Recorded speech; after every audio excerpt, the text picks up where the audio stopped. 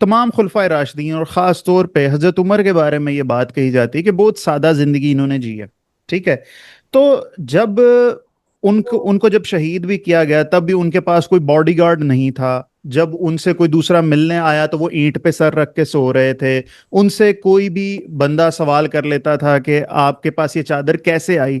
لیکن اگر میں یہ سوچتا ہوں اور میرے ساتھ بھی کچھ لوگ آرگومنٹ یہ کرتے ہیں کہ یار ان کے اوپر حملہ اسی وجہ سے ہو گیا کیونکہ انہوں نے اپنی پروٹیکشن کی نہیں تھی. ٹھیک ہے. آج کل کے حکمران جتنے بھی ہیں جو بھی کسی بھی پارٹی کے ہیں وہ کرتے ہیں تو وہ غلط نہیں کرتے. اب ہم ان لوگوں پہ تنقید کرتے ہیں حضرت عمر کی اگزامپل لے کر کہ یار انہوں نے کبھی اپنی پروٹیکشن نہیں کی, تم لوگ کیوں کر رہے ہو. لیکن بات یہ ہے کہ اللہ تعالیٰ بھی کہتا ہے ہیلا کرو تو پھر وسیلہ بنتا ہے. آپ تالا لگانے کے بعد اللہ تعالیٰ پہ توکل کریں. آپ اس بارے میں کیا کہیں گے حضرت عمر کی اس اسٹریٹجی کے بارے میں؟ سر میں آپ کو ایک ایسی دلیل دینے جا رہا ہوں تاریخ اسلام کی اور صحیح مسلم کی روایت کی کہ جس کے بعد شک و شبے کی گنجائش باقی نہیں رہے گی. دیکھیں مسلمانوں کو حضرت عمر فاروق رضی اللہ تعالیٰ کی قتل کے بعد, ان کی اسیسینیشن کے بعد یا ان کے شہادت کے بعد اس بات کا احساس ہوا کہ اب خلیفہ وقت کی زندگی جو ہے وہ خطرے سے خالی نہیں ہے. یعنی اب جو بھی نیکسٹ خلیفہ ہوگا اسے بھی اسی طرح قتل کیا جا سکتا ہے یا مارا جا سکتا ہے یا شہید کیا جا سکتا ہے. اور یہی معاملہ حضرت عثمان کا بھی رہا کہ ان کو محاصرہ کر لیا گیا اور چند لوگوں نے اتنی فوج کے آگے, اتنی پاورفل فوج کے آگے, اتنے طاقت ہونے کے باوجود بھی حضرت عثمان کی اسیسینیشن ہوئی اور ان کی گردن پر وار کیا گیا ہے اور باقاعدہ طور پر انہیں قتل کیا گیا ہے اور بڑی بربریت ہوئی ہے.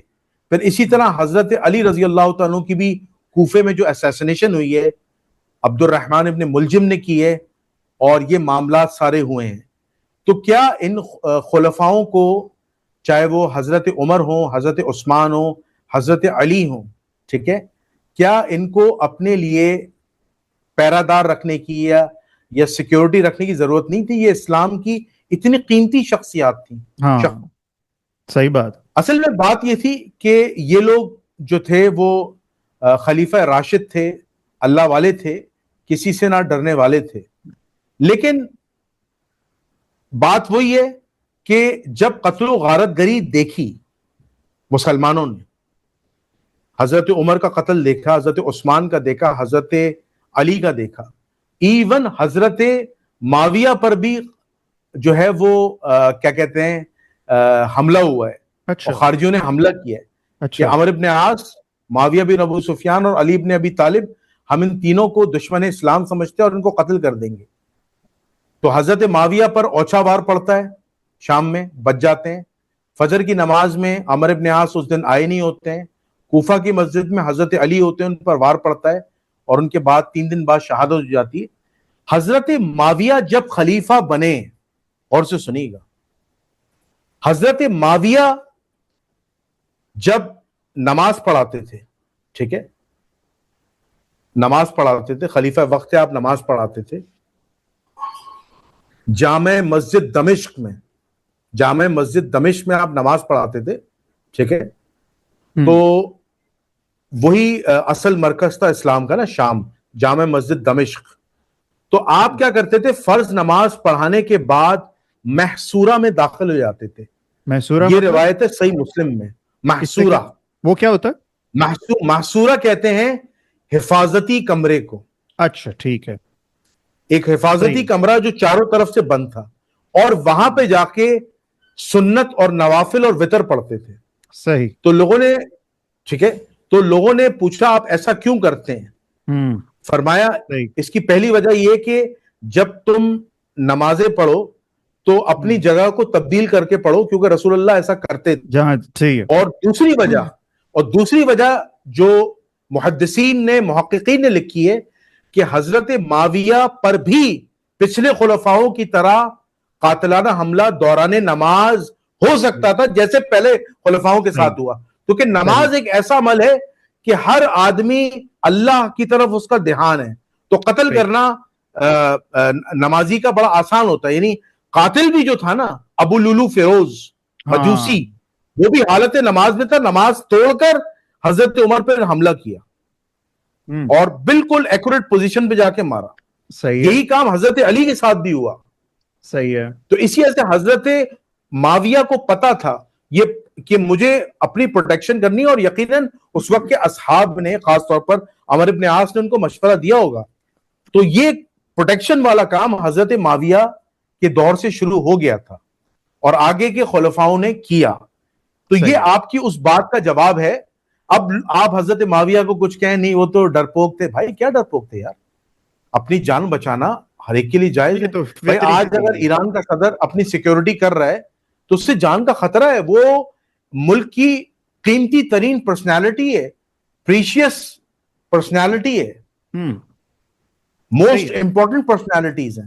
صحیح ہے, ٹھیک ہے. چلے اب آرگینکلی ڈسکشن اس طرف چلے گی. سوال یہ میرا اینڈ پہ تھا مگر میں شروع میں اب اس کو کر لیتا ہوں, مطلب درمیان میں, کہ ہمیں اب یہ بتایا جاتا ہے کہ ابو لولو فیروز کا کوئی مزار بنا ہوا ہے ایران میں یا عراق میں. آپ تو وہاں پہ گئے بھی ہیں, اور میں نے یہ بھی کچھ ہے کہ کچھ لوگ نا فیروزے کا پتھر نہیں پہنتے کہ یہ ابو لولو فیروز کے نام سے منسلک ہے اور یہ ایران سے آتا ہے پتھر. اس بات میں کتنی سچائی ہے؟ واقعی وہاں پہ مزار ہے عبد لولو فیروز کا؟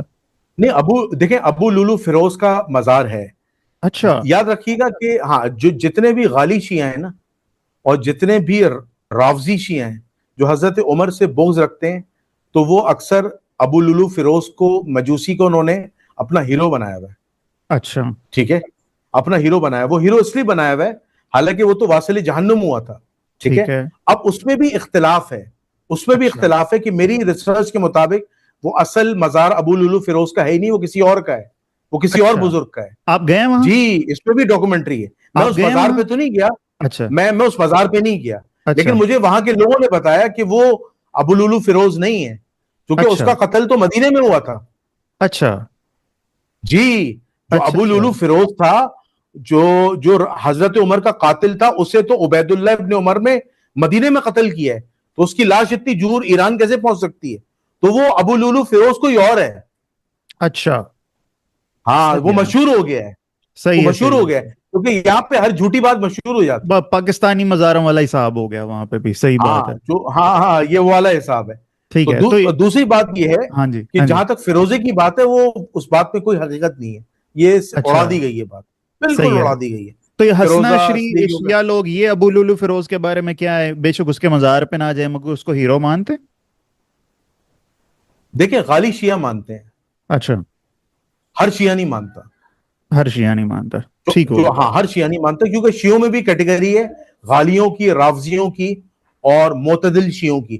جو معتدل شیعہ ہیں, جو اعتدال سے کام لیتے ہیں, ٹھیک ہے, وہ حضرت عمر کے متعلق اپنی گندی زبان بھی استعمال نہیں کرتے, ان پہ طعن و تشیع نہیں کرتے, اور نہ ان کے قاتل کو وہ پروموٹ کرتے ہیں. باقی جو غالی ہیں, جو بہت ایکسٹریمسٹ شیعہ ہیں, وہ کرتے ہیں.